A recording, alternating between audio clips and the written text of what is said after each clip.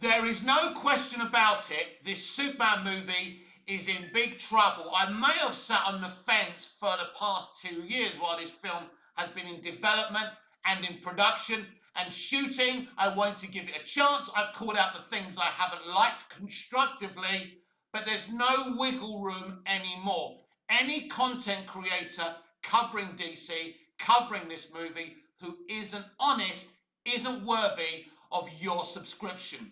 So it's been confirmed now that James Gunn's Superman movie is 2 hours 9 minutes long. Take away 2 post-credit scenes. Now, I don't know if we're going to get a long intro like the 78 Superman movie, but we all know end credit scenes are around 5 minutes long. So take away the end credits, take away the opening credits, take away the 2 post-credit scenes, and you've basically got a 2-hour movie. And we know that Gunn's Superman movie was supposed to be longer. Now they've at least cut 30 to 20 minutes of gags of this movie. Now, as I said on today's DCU Daily, Gunn is claiming that the studio, Warner Brothers Discovery, have not pressured him to shave off these minutes, and they couldn't even if they wanted to, because DC Studios is an independent studio. I'm going to reiterate to you what I've said many, many times. DC Studios is merely a logo owned by Warner Brothers Discovery. It is not a proper independent studio. Marvel Studios is a proper independent studio, but still owned by Disney. Since Phase 4, basically Disney have been interfering with the MCU creatively, and this is where the MCU problems began. But over at DC Studios, it's not as independent as Marvel Studios. Feige can fight at the very least for what he wants. Gunn and Safran are literally servants. Gunn is nothing more than a showrunner of the DCU. And he is lying when he says that they have not pressured him to cut minutes off this film. Now, to be fair to Gunn, because I've got to offer some balance here, notoriously, he likes shorter movies. I don't think the Suicide Squad is that much past 2 hours long, if I remember rightly. Now, I can't remember the 3 Guardians of the Galaxy movies and how long they are. But I think that this film should have been longer. This film originally was going to be longer. Now look, when they shoot a movie, they have loads and loads of footage. There's probably footage for a 6-hour movie here. I get that, and there's different cuts. But yes, the reason they really want a 2-hour movie, there's 2 things going on here. One is, the shorter a movie is, the more views they can get in and the more money potentially they can make.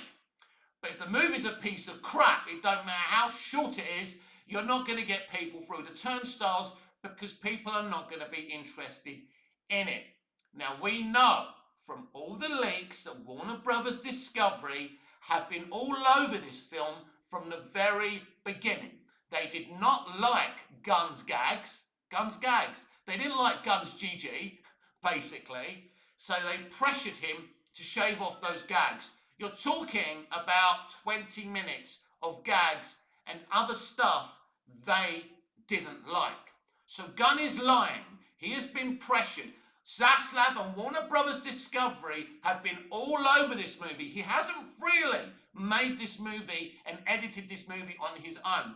This is not even really his movie. I did a video the other day. Thank you for the likes and views for that one when I said Superman is no longer a James Gunn movie. It's not. He wrote it. He directed it. But they have taken control over it. Why is there a second composer on the movie? Having heard some of John Murphy's score, I can understand why they brought in the HBO guy. I always said that Murphy, as much as I appreciate Murphy's soundtracks and his ability and talent, he was totally the wrong guy to score this movie. I think we are looking at an incoming disaster here. From the marketing I'm seeing now, from the Lois Lane Guy Gardner cringy scene I saw the other day, the umpteen posters of all these supporting characters, and now this. Basically, a cut down 2 hour movie that's been interfered with at studio level. Don't forget, this is the same studio, not necessarily the same people that interfered with Snyder's vision. But Snyder isn't a studio man. The difference is Gunn is quite willing to bend over backwards for what the studio wants. And at the end of the day, this is going to cost him.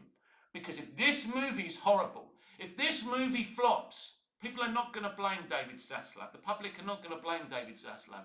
They're going to blame James Gunn because he's put himself front and centre. This is his movie. This is his vision. Well, you wanted your name on the door, son, hun, and now you've got to take responsibility for something that's going to be a disaster. You've also got right-wing YouTube and right-wing social media on your back because they know that you're literally doing away with the patriotism of Superman. As I said earlier, I don't give a shit about patriotism myself and those right-wing sensibilities, but it is dumb.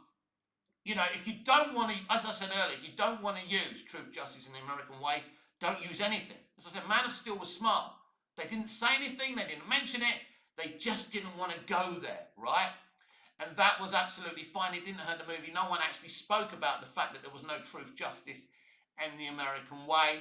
But there's so many problems with this movie because of what we've heard about from the test screenings, and what we're seeing from this movie now. It's when you look at this movie, it's going to have the James Gunn problems. You can't make. I said it months ago. You can't make a Superman movie like you make a Suicide Squad movie or a Guardians of the Galaxy movie. This is Superman, and people have expectations of what a Superman movie should be. I see nothing but a financial catastrophe here, and I mean, look, I'll take my hat off to the guy if he's made a great movie. I'll apologise to the guy if it makes money. If it does, fine. You've got to admit, look, I said on TikTok today, you know, one of the things with me, I'm not deluded. I will always take a step back and say, I was wrong there, right? But from what I'm seeing, I can only see an incoming disaster. I cannot see this movie getting anywhere close to the 650 million that Man of Steel made. Again, I could be wrong about that.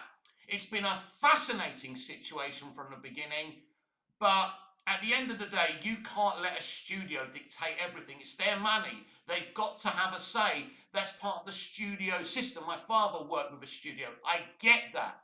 But at the end of the day, and this is why Gunn didn't want to direct this movie. He didn't really want to get involved in all of this, but he did. And now this is going to, if this movie is a disaster, it's going to sink his career. What do you think then? Are you happy with a 2 hour, 9 minute runtime? Take the credits out and everything, it's basically 2 hours. Is that long enough? Now listen, when I was growing up, we didn't really focus on runtimes. Rocky IV is a 90-minute movie. No, it's an 88 movie. Actually, it's less than 88-minute movie. It's a great movie, but there's not much to it, basically. There's a lot of songs and boxing, and that's that. There's not much dialogue in that movie. But yeah, when I was younger, I didn't really care. I've always liked longer movies. Sometimes long movies can have a lot of filler, but I like long movies with depth in them. That's why I like Snyder's movies. I like the fact that Man of Steel is around 2.5 hours long. I like the fact that the Ultimate Edition of BVS is 3 hours long. I love the fact that the Snyder Cut's 4 hours long, and there's no filler in that. I think it's great. It allowed everything to breathe. But this is not Zack Snyder. This is not Martin Scorsese. This is James Gunn, and there, my friends, lies the problem.